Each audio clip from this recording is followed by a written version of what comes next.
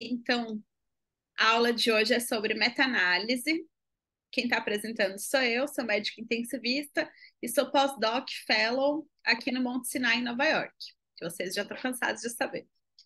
Aqui só para trazer essa imagem que todo mundo já cansou de ver, né? Aí da pirâmide das evidências.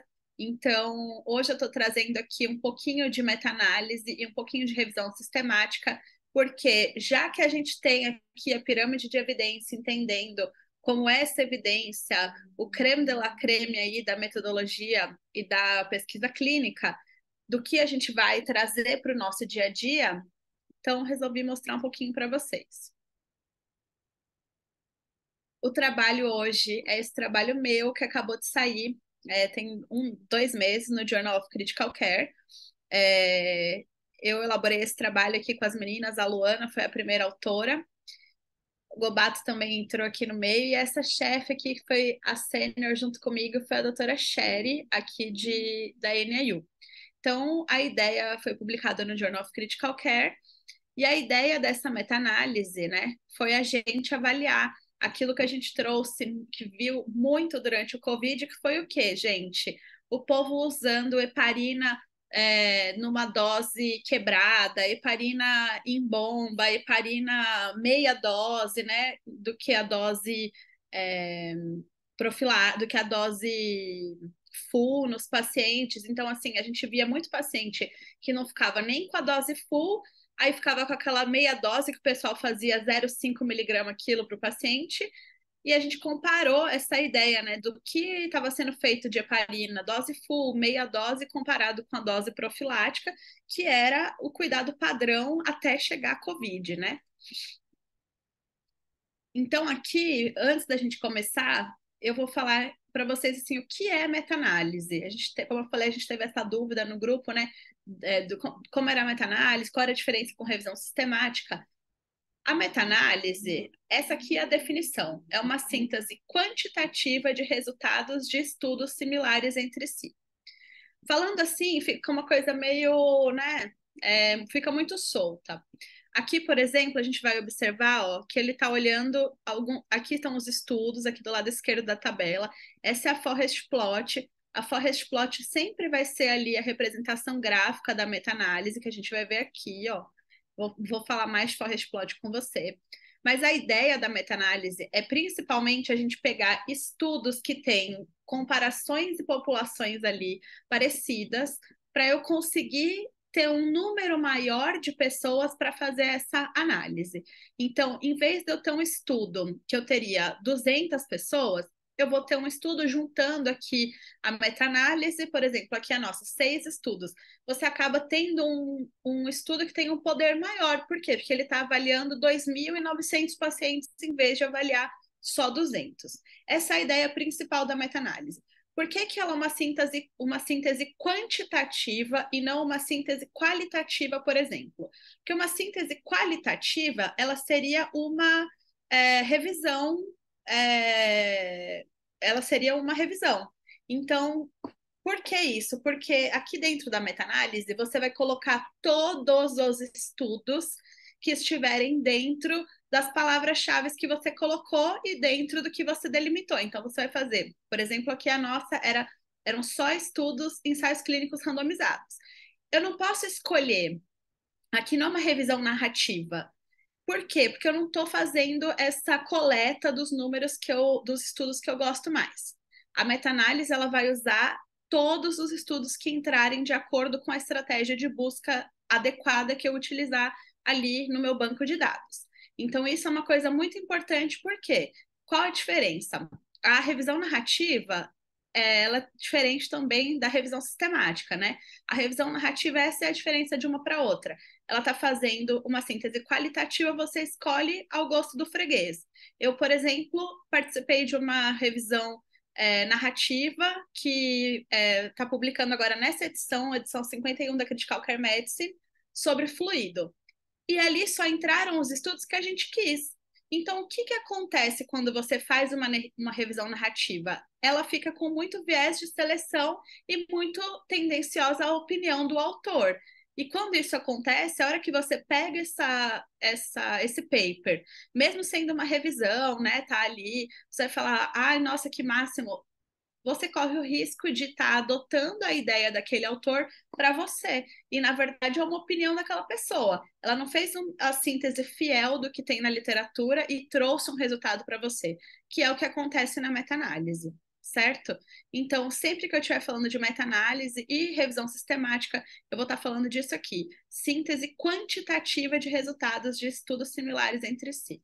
Aqui a gente vai conseguir ver, ó, aqui os estudos que a gente usou, né? COVID-EP, EPI-COVID, REMACAP. Aqui a gente está vendo ó, os losanguinhos diferentes, porque eu estava comparando aqui, ó, a dose terapêutica, que era a dose full, né, COVID, e aqui a dose intermediária, que era aquela dose que ficava no meio termo, tá?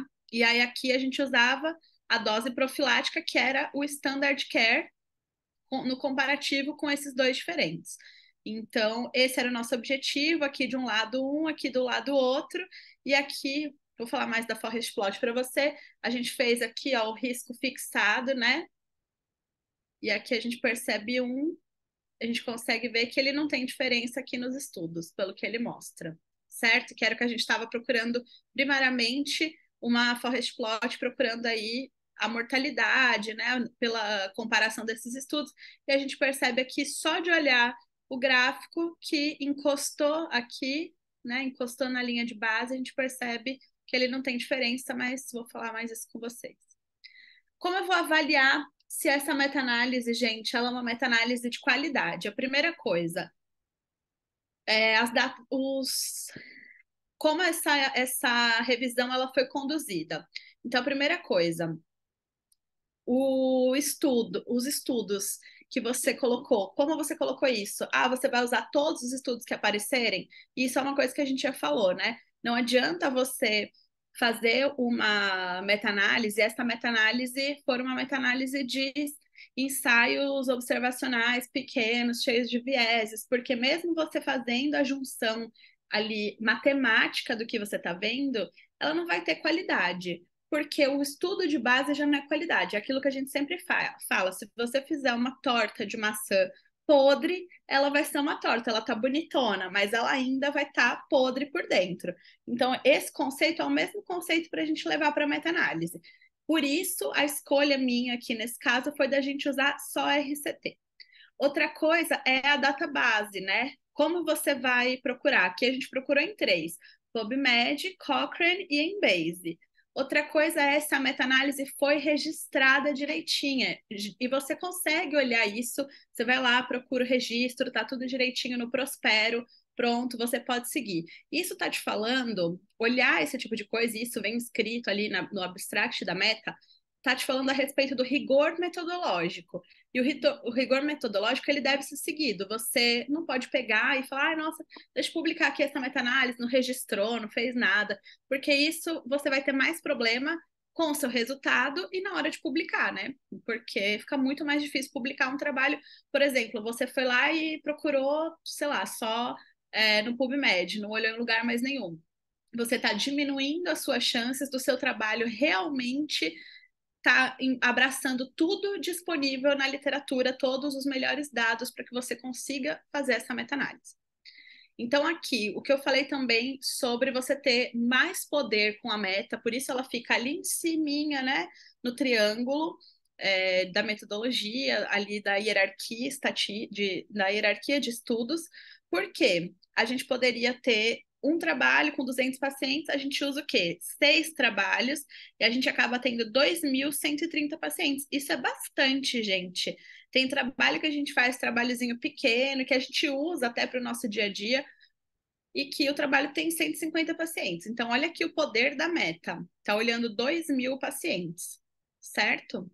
Aqui a gente percebe também, aqui o nosso desfecho primário era mortalidade, a meta-análise ela vai ter os desfechos secundários, a gente fez aqui TEP, AVC, IAM, risco de sangramento, isso você vai olhando o intermediário, mas como um ensaio clínico randomizado também, eles vão entrar ali no seu desfecho secundário, se for isso que você quiser.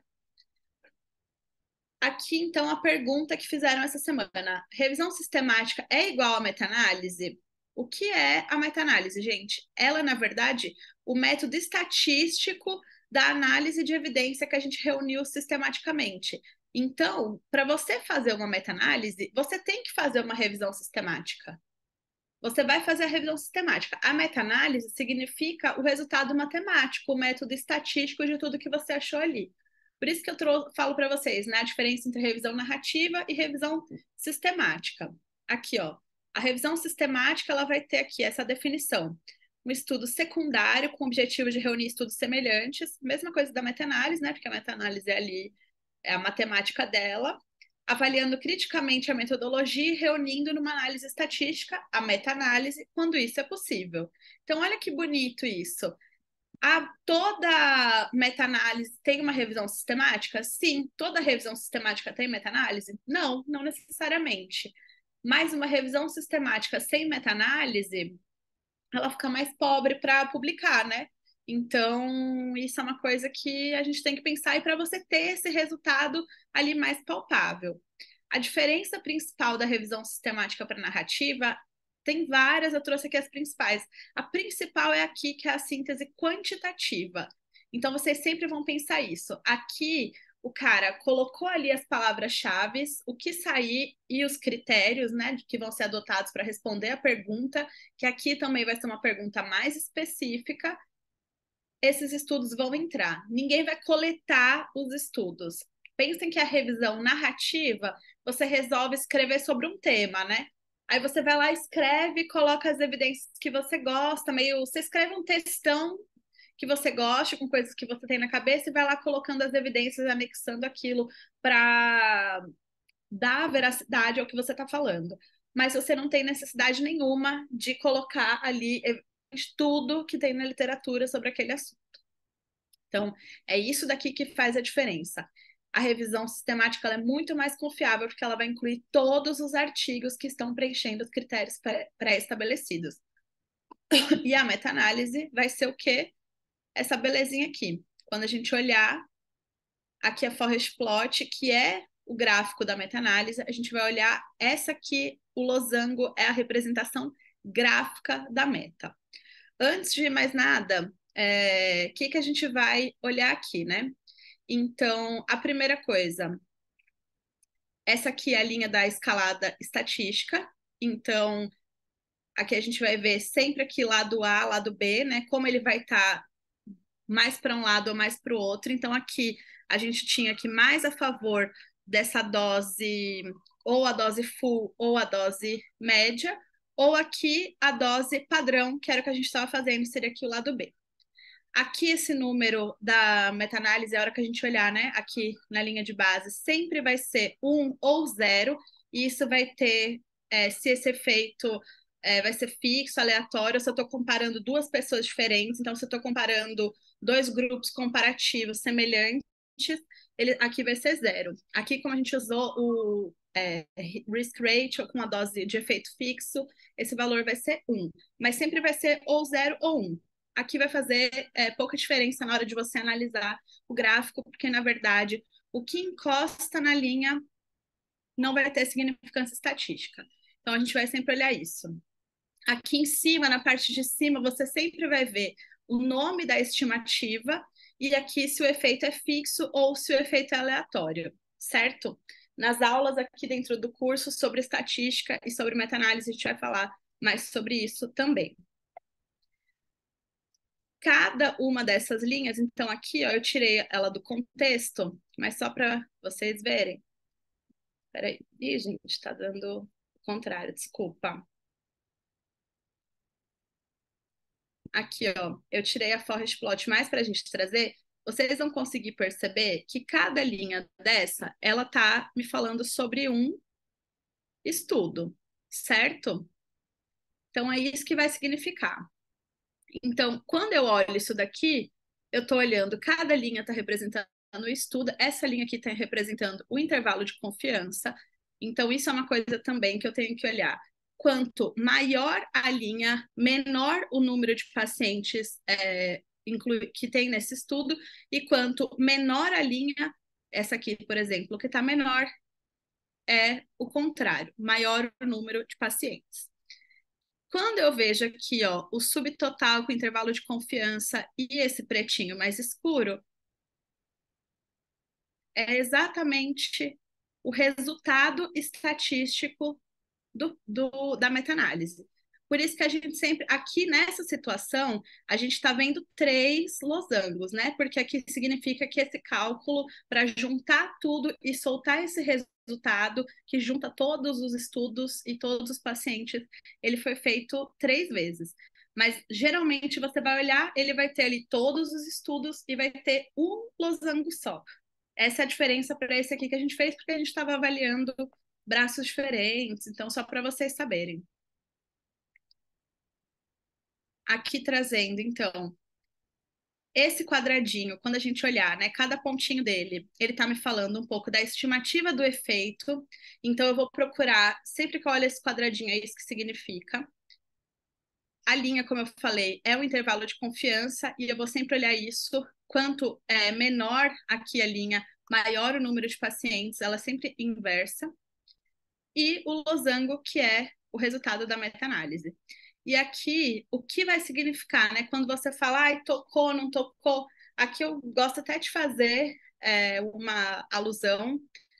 Se ele tocou o intervalo de confiança, se ele tocou aqui a linha de base, gente, então não tem diferença entre os grupos. Então é assim, ó, bola na trave não é gol, para vocês lembrarem nisso. Para vocês lembrarem isso. Encostou, ele não tem significância estatística. Como a nossa meta não teve significância estatística, então eles estão tocando. Mas se ele não tocar, a hipótese nula, que é aqui, ó, essa linha zona do meio, tá? A linha de base da meta, ela tem diferença, ela tem significância estatística, ela vai ter ali um valor de P adequado para o que foi calculado nessa meta. Então, aqui, sempre que eu vou pensar, ó, o estudo grandão, poucos pacientes, aqui o intervalo de confiança já é um pouco menor, a estimativazinha do efeito, a meta-análise aqui colocando, e aqui a hora que eu juntei os estudos, o que eu vejo? Tocou sem significância estatística. Aqui a mesma coisa, tocou o losango sem significância estatística. É isso que significa a meta. E quando a gente olha, como eu falei para vocês, você vai avaliando um por um. E olha aqui o que eu falei para vocês sobre o tamanho do intervalo de confiança, né?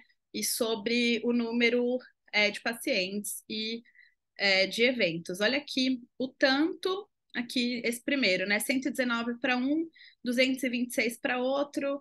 Olha aqui, 117, 286. Olha a linha como ela tá menorzinha. E aqui, ó, esse estudo que é menor, Perepud 2021, 13,87. Olha a linha zona como tá maior, esse intervalo de confiança tá maior. O intervalo de confiança também é uma coisa que a gente sempre fala. Como funciona o intervalo de confiança, gente? Quantas vezes eu tentar reproduzir esse estudo dentro do meu centro, né? Então eu vou avaliar ali a validade externa desse estudo, o resultado que eu tenho que encontrar se eu tiver seguindo ali aquele protocolo, né? Aquele rigor metodológico que foi utilizado, ele tem que estar dentro desse intervalo. Então, aqui nesse caso, ele tem que estar dentro desse intervalo 95% das vezes. Então você vai lá, pega esse estudo, olha, o que eles fizeram aqui, Inspiration. Vou colocar esse estudo dentro da minha UTI. O resultado que eu tenho que encontrar, ele tem que estar aqui, ó, entre 0,87 a 1,28, que aqui a gente percebe esse intervalo de confiança. Isso aqui é mais ou menos uma anatomia da meta-análise, né, para a gente olhar. Quando a gente olha assim, fica mais quando a gente vê a forest plot ali, né, nesse primeiro momento, principalmente uma assim grande, que ela tá cheia de estudo junto, que ela tá cheia de comparativo junto, você pode ficar meio assustado. Mas, na verdade, você sabendo o que significa cada coisa, sabendo o que você precisa olhar principalmente, se ele tá tocando, se não tá tocando. Aqui, por exemplo, essa meta-análise, eu olho, nossa, tudo tá parecendo mais a favor da dose de intervenção, né? Que a gente estava testando a intervenção. Mas aí vem aqui a meta, eu já sei, ah, não fez diferença, não fez diferença para o que eles estavam avaliando. É isso que você vai olhar no final das contas. Então, saber o que isso significa, esse monte de risco, e principalmente a diferença entre meta-análise, revisão sistemática, revisão narrativa, e como você vai levar isso para o seu dia a dia, isso é muito importante para você, por exemplo, como saiu a meta-análise do Etomidato, que a gente ficou falando muito sobre isso.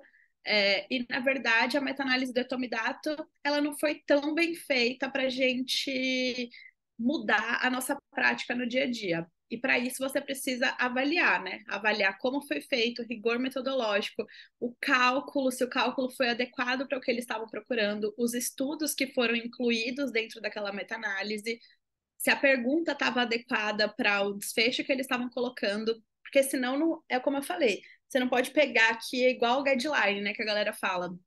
Nossa, peguei esse guideline aqui, tá escrito no guideline, eu vou fazer, eu vou mudar minha prática. Eu pegar uma meta-análise e falar, ai, nossa, eu tô colocando essa meta-análise para nossa. Pronto, eu não vou mais usar Itomidato, mudou totalmente a minha prática. Você tem que avaliar a qualidade dessa meta-análise e saber, principalmente, interpretar o que está sendo falado ali. Porque senão você acaba sendo levado pelo efeito manada, né? Que foi muito o que aconteceu com a meta do Etomidato, todo mundo no Twitter, acabou o Etomidato, não vou mais usar, meu Deus, uma prática péssima para os meus pacientes. E eu acho que a gente tem que olhar com um pouco mais de carinho com um pouco mais de senso crítico, antes de estar realmente tudo de meta-análise que sair por aí para o nosso dia a dia. Beleza?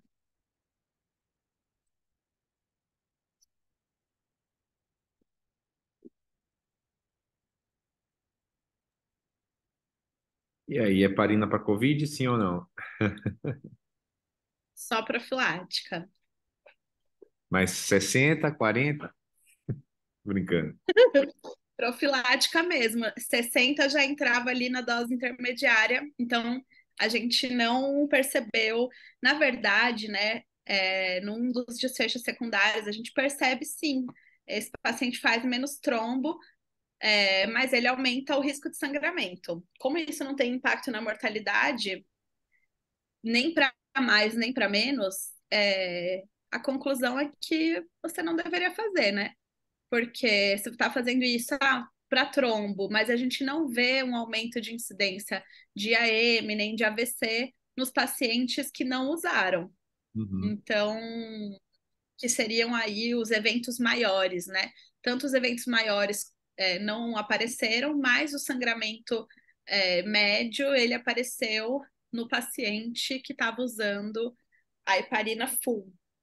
Então, acho que isso não fez muito sentido da gente, ainda bem que o Covid acabou, mas pelo nosso resultado, bomba de heparina para paciente Covid e dose de heparina, essa meieira, né?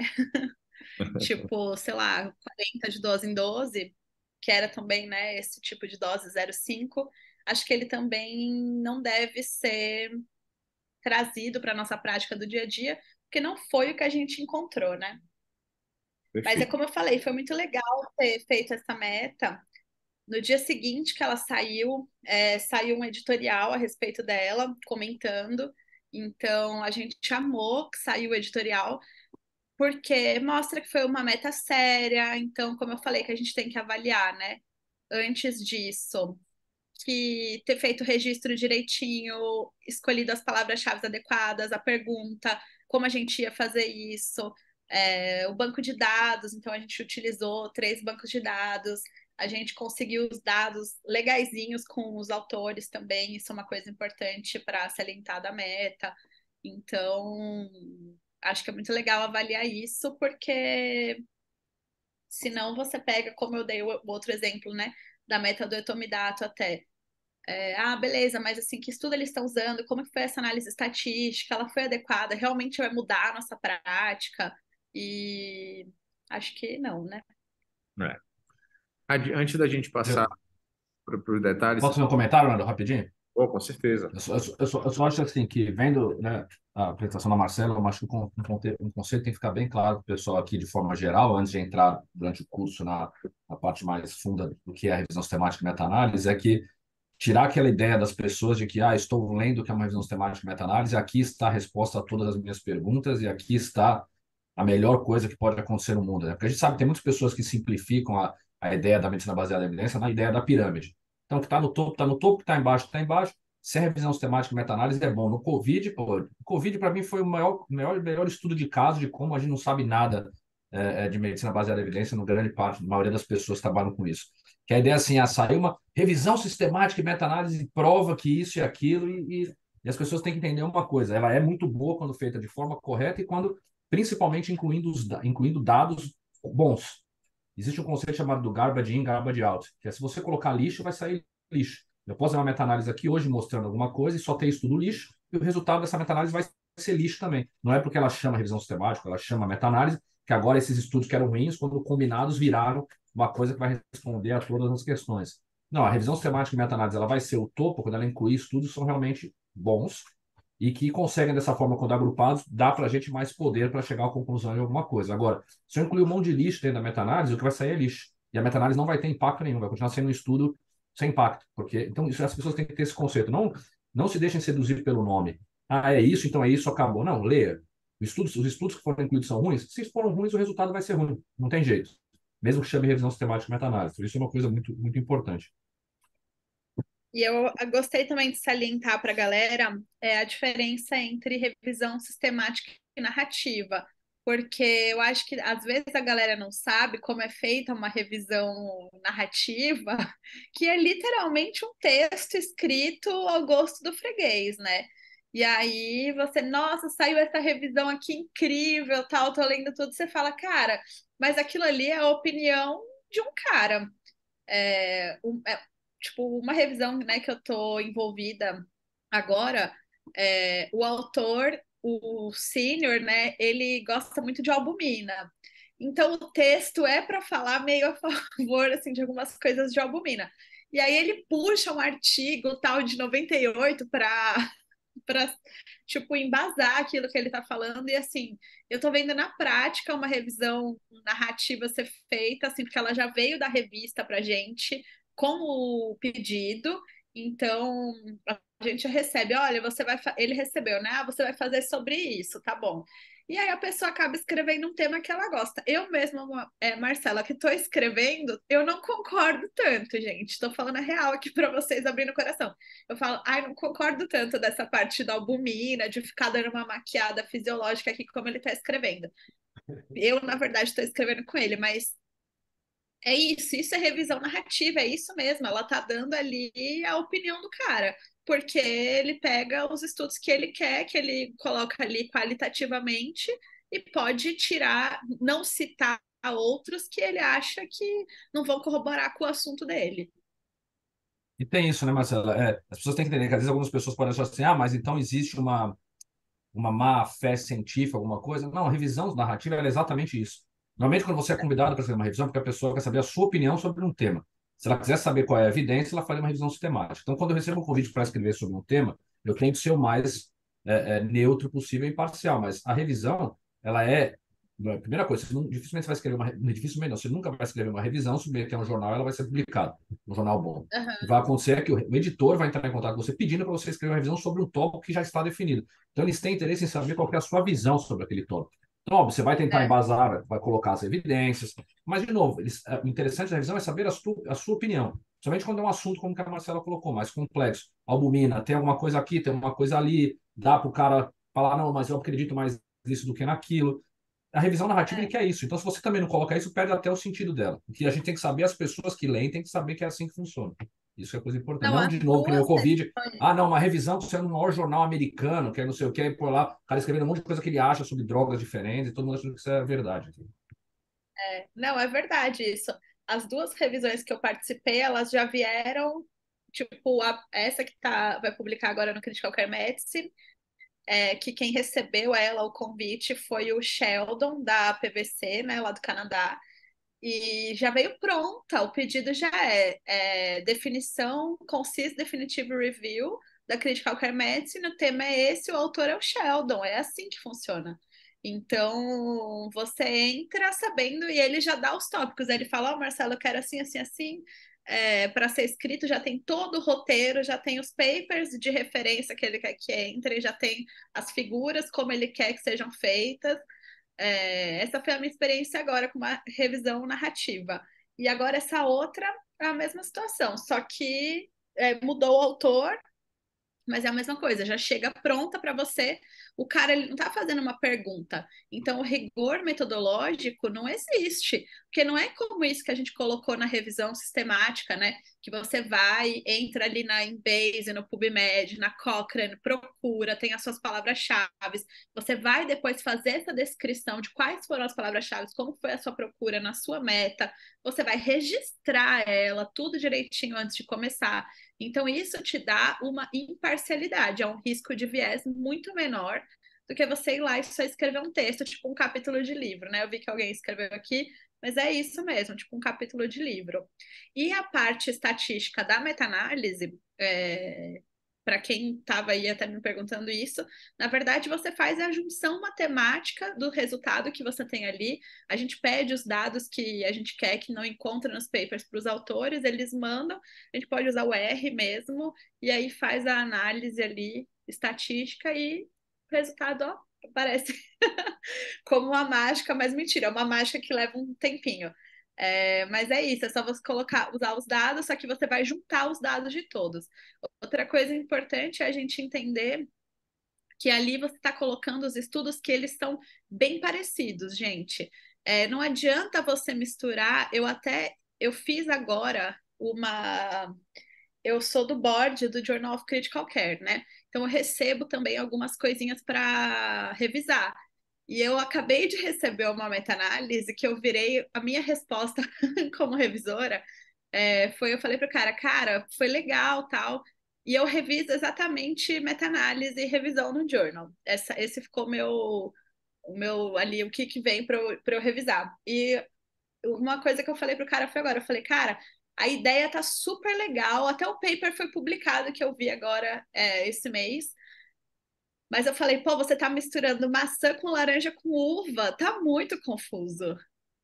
Na hora que você vai ver esse resultado, os estudos super diferentes, os estudos com perguntas diferentes, e aí o cara pegou e tentou abrir em 3 outcomes diferentes, não dá, fica muito confuso. Você tem que fazer ali uma salada de maçã.